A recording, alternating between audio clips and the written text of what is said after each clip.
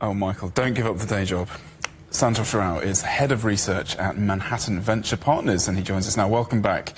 Have you ever bought anything from a live streamer, Santosh? Is this something you're into?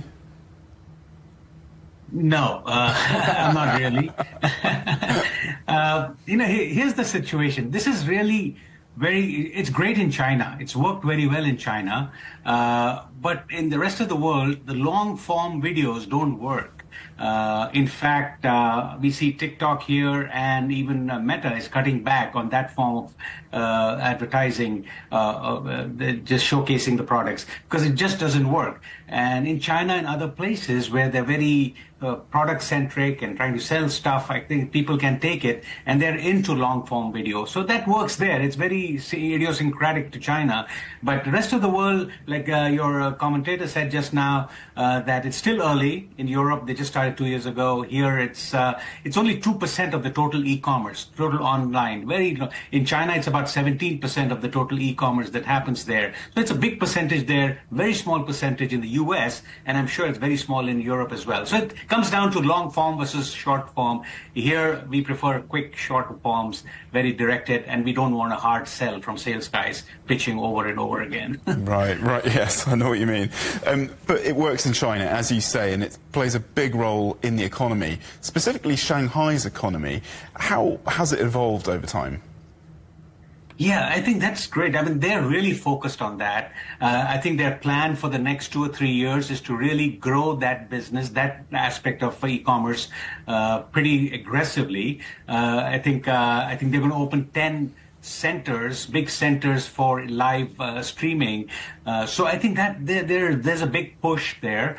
It's a big part of their, increasing part of their GDP. It's growing at a good clip. I think last I checked was about 18 to 19% year over year in 2022. And that part of the e-commerce is growing and set to grow, and not much in the US and the Western countries. So it is definitely, Shanghai is a big part of it. It'll be a big part of their GDP as we go along, because e-commerce there, online sales, is much bigger, 3x the sales that we have in US and other Western countries. So online is big in China, could be partly because of the distributed country mechanism, or setup rather. Going to retail stores is probably very difficult. Here online makes sense, but I don't know the exact reason, but online is much higher than it is in Western Europe and the US. So net, the Shanghai setup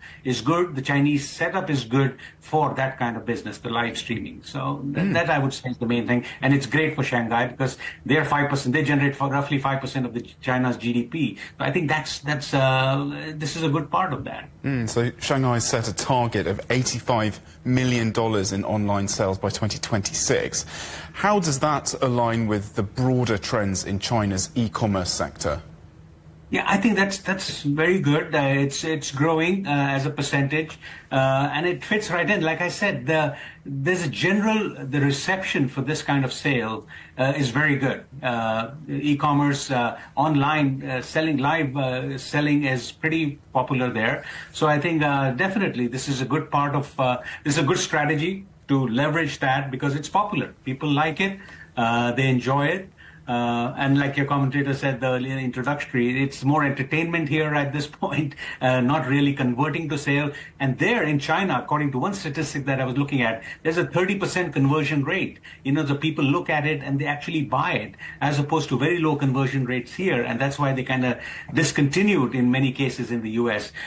So I think that's the big thing. It's effective, it's growing, and Shanghai will benefit. So will China, because online commerce is a big part of Chinese economy. Indeed. Well, it is a fascinating trend. Santosh, always great to have you with us. Thank you so much. You. Santosh, Head of Research at Manhattan Venture Partners.